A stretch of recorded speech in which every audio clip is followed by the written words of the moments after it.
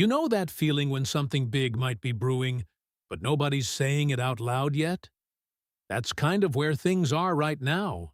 There's a lot happening behind the scenes, some moves being discussed, some decisions that could really shape what this team looks like moving forward.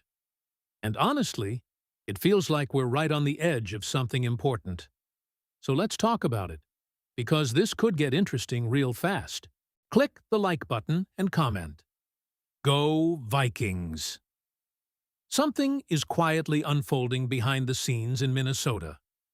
And if you're not paying close attention, you might miss just how big this could be for the Vikings' future. Because while most fans are focused on the obvious headlines, there are two names circulating right now that could completely reshape this roster: Jonathan Jennard and Jordan Addison. And the latest developments bring a mix of urgency, strategy, and a little bit of tension inside the organization. Let's start with Jonathan Jennard, because this situation is far more active than many people realize. According to the latest update, two teams are still consistently calling the Vikings about a potential trade: the Philadelphia Eagles and the Indianapolis Colts. That alone tells you everything you need to know about how the league views Jennard. This is not just another rotational piece. This is a high-value edge rusher in his prime, drawing serious attention. But here's where things get interesting. Jennard recently had a $4 million bonus hit his contract just last week. And when something like that happens, it sends a signal. Teams don't typically commit that kind of money if they're planning to move on immediately. It suggests the Vikings may be leaning toward keeping him, even while taking calls. That's not hesitation. That's leverage. Now, let's break down the suitors.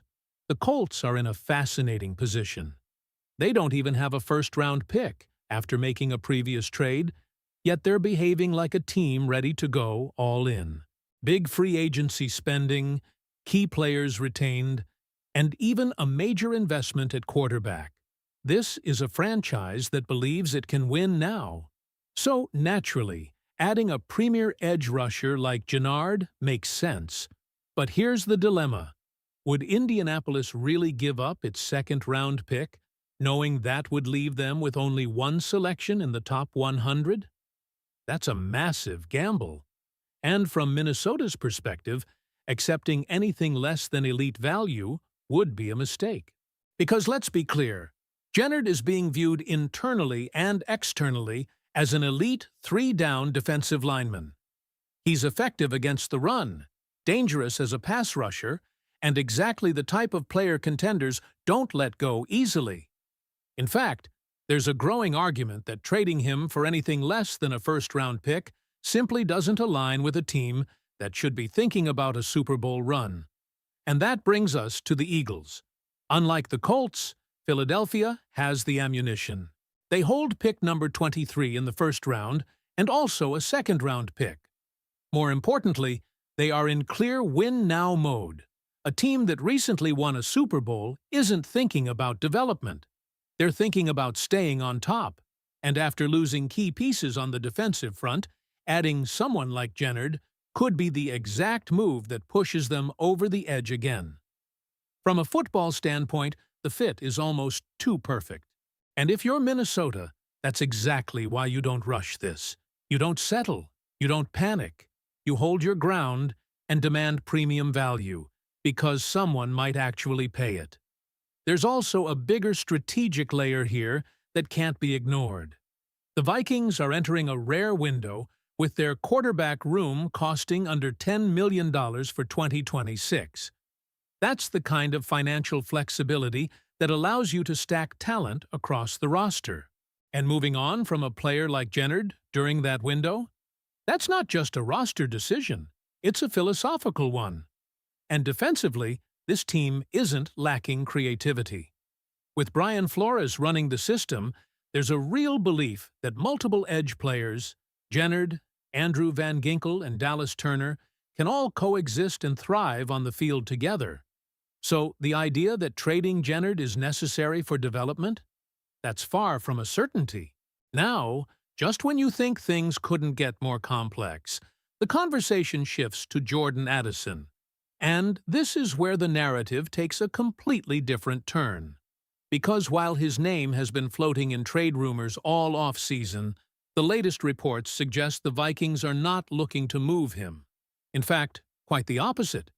They're exploring a contract extension, and that changes everything. We're talking about a player the organization clearly views as part of its long-term offensive core, alongside key names in Kevin O'Connell's system. A system that, historically, thrives when it has not just one, but two elite wide receivers. So now the question isn't just, will they trade Addison? It becomes something much deeper about roster construction, identity, and how far this team believes it can go with its current core. And trust me, what comes next in this story might divide the fan base more than anything we've discussed so far. So before we go deeper into Addison's future and what it really means for this offense, I want to hear from you. Would you trade Jonathan Jennard if the best offer on the table was only a second-round pick? Or is that an automatic pass? Drop your take in the comments right now. Now, here's where things take a turn that could define the Vikings' offensive identity for years to come.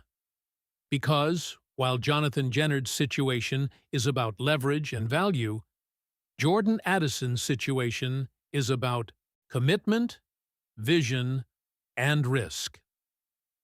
The latest reporting makes one thing very clear. The Minnesota Vikings are not operating like a team that wants to move on from Addison. In fact, they're doing the opposite. They're preparing to invest in him long-term. And that tells you everything about how this front office views his role moving forward. Think about this for a second. In today's NFL, especially in Kevin O'Connell's system, having just one elite wide receiver is not enough. The system is built on spacing, timing, and creating mismatches all over the field. And historically, when that system has reached its peak, it's been powered by two high-level receivers working together. We've seen it before. When that offensive structure won a Super Bowl, one of the key mid-season moves was bringing in another elite receiving threat to complement the WR1. And the result? Immediate impact in the biggest moments. That blueprint is not a coincidence. It's a requirement. And inside Minnesota, there's a growing belief that Jordan Addison is not just a complementary piece. He's a core piece. That's why the extension discussion becomes so important. The proposed framework being floated is aggressive but calculated.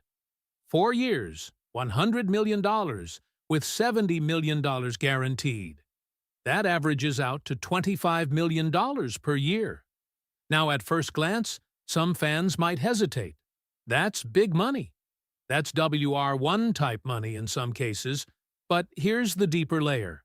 If Addison continues developing the way the Vikings expect, that number could look like a bargain in just 2 or 3 years.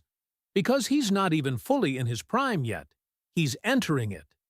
And despite the noise surrounding off-field concerns, the evaluation internally is still focused on what he is on the field. One of the better WR2s in the league, with clear upside beyond that. So the Vikings are faced with a question that doesn't have an easy answer. Can you pay 2 wide receivers top-tier money and still build a Super Bowl-caliber roster? Because history gives you 2 very different answers. On one side, you have teams that have done it successfully, paying 2 star receivers while still maintaining a competitive, balanced roster. On the other side, you have examples where heavy investments at one position group have made it harder to build depth elsewhere. And that's where everything comes back to drafting. If Minnesota commits big money to both receivers, the margin for error in the draft becomes razor thin. You have to hit on your third-round picks. Your fourth-rounders need to contribute. You need young, cheap talent stepping up across the roster to balance those contracts. Because if you don't, then suddenly the roster starts to feel top-heavy. And in the NFL, that's a dangerous place to be. There's also another perspective that's quietly hovering over this entire conversation. And it's one that elite dynasties have used for years. The idea of moving on from a player a year early rather than a year too late. Teams like the Chiefs during their peak, or the Patriots in their dynasty years, were known for making difficult decisions. They didn't wait until a player declined.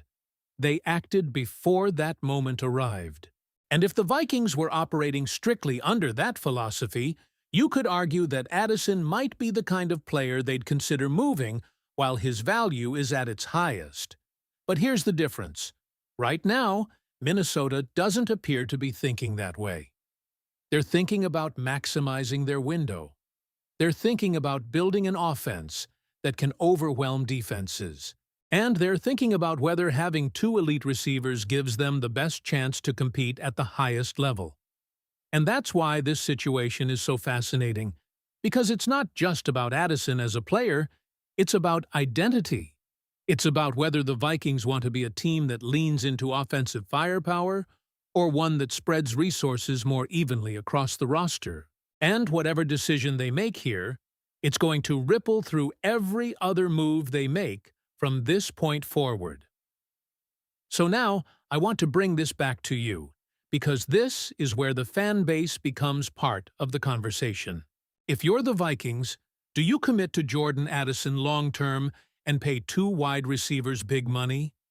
Or do you explore trading him while his value is sky-high and reshape the roster differently? Drop your answer below. Y for yes, you extend him. Or N for no, you consider trading him. And if you want to stay on top of every move, every rumor, and every breaking update around the Minnesota Vikings, make sure you like this video and subscribe to the channel right now. Because this offseason is far from over, and the next move could change everything. Go Vikings!